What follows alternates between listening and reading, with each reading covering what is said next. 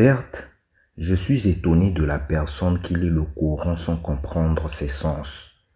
Comment prend-il du plaisir à sa lecture? Alhamdulillahi Rabbil Alamin wassalatu wassalamu ala Rasulillahi sallallahu alayhi wa sallam. Assalamu alaikum wa rahmatullahi wa barakatuh. Bienvenue dans ce cours de grammaire coranique. Si vous aimez le contenu de cette chaîne, n'hésitez pas à vous abonner et à appuyer sur la cloche des notifications pour être sûr de recevoir toutes les nouvelles vidéos que je publierai. Si vous voulez aller plus loin dans votre apprentissage, dans la barre de description, il y a un lien grammaire coranique pas à pas. Cliquez sur ce lien et vous verrez tous les cours de grammaire que j'ai publiés sur cette chaîne. Et pour rappel, il est nécessaire pour comprendre les notions que nous allons expliquer dans ce cours de suivre les cours précédents. Qu'Allah nous donne la bonne compréhension. Donc, dans ce cours, nous allons étudier Hunna. Hunna qui est un domir. Nous avons étudié les domirs. Nous avons dit que nous avons deux types de domir. Ad-domir al-muttasilu. Ad-domir al-muttasil. C'est le domir qui est attaché au nom, à la particule ou au verbe. Et on a le domir munfasil, c'est le domir qui est détaché, le domir qui n'est pas attaché ni au nom, ni à la particule, ni au verbe. Donc aujourd'hui, nous allons étudier le domir hunna. Le pluriel de hiya est hunna. Le pluriel de hiya est hunna. Nous avons étudié hiya qui signifie elle. Elle qui indique le féminin et le singulier. Maintenant, on dit le pluriel, c'est hunna. Hunna, c'est elle avec un S à la fin, c'est-à-dire féminin pluriel. Par exemple, hum ikhwati. Hum ikhwati. Ils sont mes frères. Précédemment, nous avons étudié le domir hum, qui signifie il, avec un S à la fin. Hum ikhwati. Ils sont mes frères. Maintenant, pour dire elles sont mes sœurs, nous dirons wahunna akhawati. Et elles sont mes sœurs. Hunna, wahunna, wa et hunna, elles.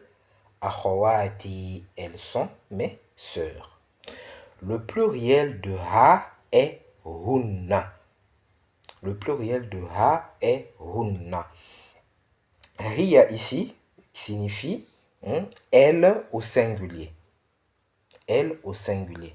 Pour dire par exemple son livre à elle, si il s'agit d'une femme, nous dirons kitabuha, son livre.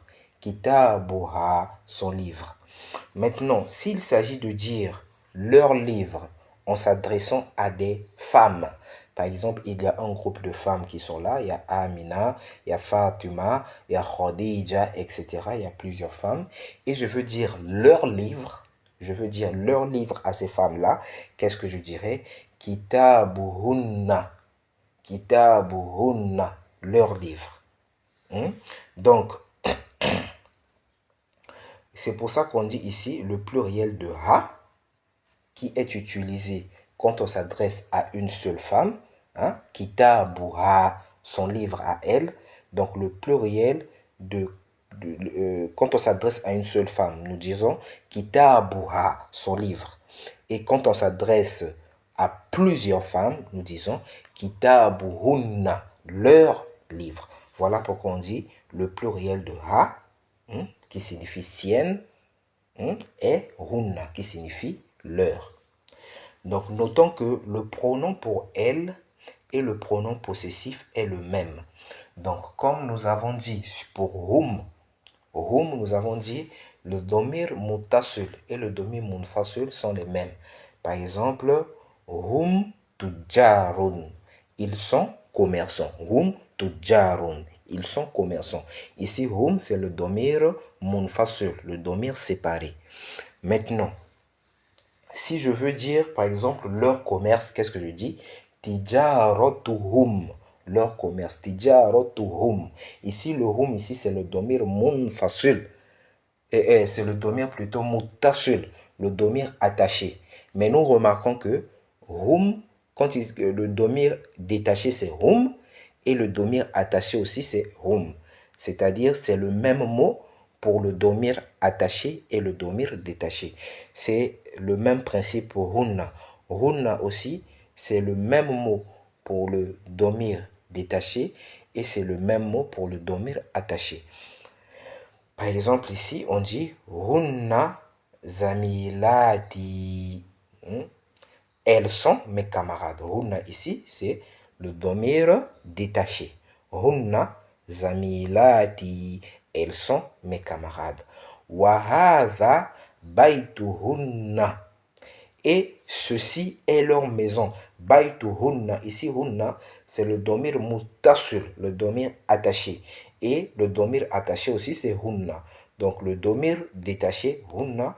Le domir attaché aussi, hunna. Par exemple, Allah subhanahu wa ta'ala dit dans la sourate 2, verset 187, Hunna libasul lakum. Hunna libasul lakum. Ici, Allah parle des femmes.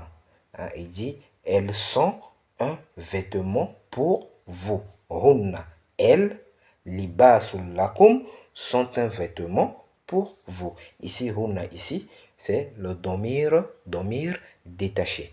Domir munfasil. Maintenant, ici, Allah subhanahu wa ta'ala dit encore, dans la sourate 2, verset 231, Wa idha tallaqtumun nisa fabalagna ajalahunna. Fabalagna ajalahunna. Et quand vous divorcez d'avec vos épouses et que leur délai expire.